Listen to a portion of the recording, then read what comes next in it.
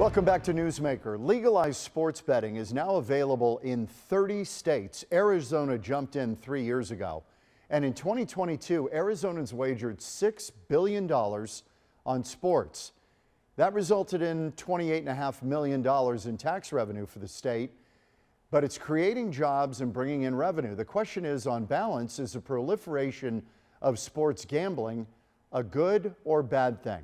Ryan Pienovi, a former problem gambler who now speaks about the downside of gambling. Ryan, thank you.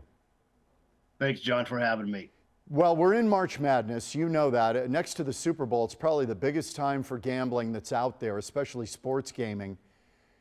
Tell me a little bit about your story and the downside of this stuff that maybe doesn't get talked about. Yeah, I've been clean now about 17 years, and I was a big sports bettor, blackjack player, poker player, and I used bookies. Years ago, I had to use offshore accounts, and I got in trouble. Would steal from family, would steal from work. Had to sort of suffer the consequences of eventually losing many jobs and many relationships, and many things in my life that I loved. That is tough to hear. I mean, what would be the cautionary tale for a young person? And young people, young men, seem to be particularly vulnerable to this stuff. I'm 45. I got clean when I was 28, but throughout my teens and my 20s, it was a struggle. And you see that going on right now with the legalization of sports betting and how easy it is at our fingertips with the apps. So it opens it up to those 18 to 25-year-old, male gamblers a lot of the time that that have the easy action, that see an easy way to make some money, an easy escape, and it gets them into trouble, pretty quickly, that we're noticing. Ryan, you talked about how you had to use a bookie. Now that this stuff is right on your phone, when that all came about, did you say, oh my God, this is going to be a horror show? Were you worried about it? Extremely worried about it. And the numbers have shown that, we should have been worried about it, because I've seen a jump. I work in the field also. So I work for a company called Kindbridge Behavioral Health, and we work with gamblers specifically. And we see a jump in, sports betting apps, and it's out of control. And it's how it's going to continue to go.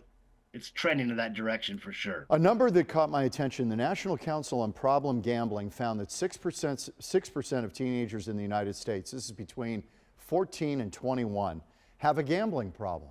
That is way younger than I thought we would see. The old stereotype was it's an old guy, with the mafia, and they're beat up, and it's beating up their family. Now you're seeing it in the younger age. And like you said, 14 to 21 predominantly, and it's at their fingertips, and it's going through schools. Yes, it's making its way around, which is making it very challenging. How early were you? What was your age when you placed your first bet? Officially, I was 10 years old. I started gambling early with the family, and then it moved into poker games, and then it moved into blackjack. And then sports was right along with it. I was an athlete, so I always felt like I could control the game, know the players, and obviously that did not work. Ryan, a little bit about how Arizona has rushed headlong into this thing. We're almost celebrating gaming. We actually don't get all that much revenue out of it. When you think about 28.5 million out of what did I say, 6 billion bet, it's not a huge take. I mean, if you were running a casino, you might not like that figure very much. But the point is, we have really rushed headlong into this. Do you think, stepping back from it, that we have assessed all of the implications to society with this thing?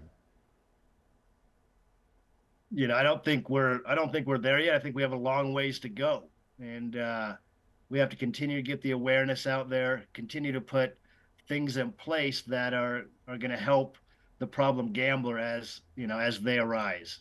That's for sure. How would you define a problem gambler? In other words, there are a lot of people putting bets out there who maybe even at times spend more than they should. but it's not a life-wrecking, decision. Where is that line where you say, okay, you've crossed that line and you're in trouble? The simplest definition is when I continue doing something despite the consequences, right? And it's as simple, as lying to my spouse, right? It's like, she asked me a few questions, I deny it, and I'm in that cycle. So it's as simple as that, where it can get you in trouble from the first lie. Do you think the apps make this easier to fall into that? 100%. It keeps us, we can be on our app. People don't know what we're doing on our app. We're texting, we're talking to somebody. But we're really placing a bet right in front of our family members or friends. What do you think about this explosion of gaming establishments tied in to sports teams or sports events?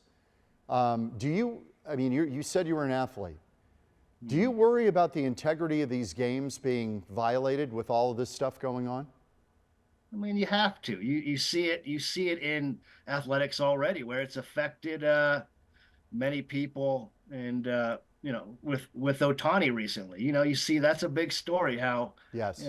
that came to light, and we don't know the whole back end. And but athletes are in the mix, and there's things going on that we may not know. Do you worry about the integrity of the games? I do at times. I do. I do from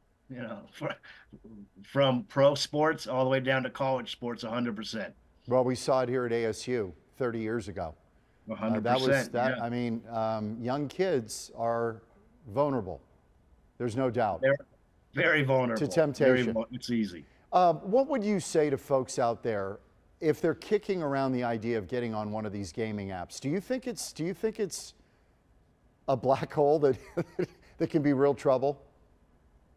Definitely can be real trouble for some people. For some people, it's going to be fine. But, for some, they're going to find out pretty quickly that, they can't stop, and they better get some help quickly, or it's going to be, a matter of time before they're having to really take a hard look at it. I don't want to put you on the spot here because you've been very gracious about, talking about the problems you ran into. But what was the craziest thing that you did during this period where you said, oh man, I am in a dark place? I stole a good amount of money from my employer and a good amount of money from my family, and it got me into some trouble, and I had to suffer some consequences. And it just wasn't good. It wasn't good. Did you have to do jail time for any of this stuff? By a miracle, I did not have to do jail time. And good thing. Yeah. March Madness, office pools. It seems harmless. What do you think? I missed the office sports pools. I used to do them, and I don't do them anymore. But they're harmless to an extent. But like I said, you'll find out who really likes the action and who needs a little more. Yeah, a gateway drug, I guess. Sure. Ryan Pienovi, former problem gambler who is now helping people get out of this tailspin. Ryan, I really appreciate your time. I appreciate you having me, John. Okay, good to see you. Ryan Pienovi. We're back in a minute on Newsmaker.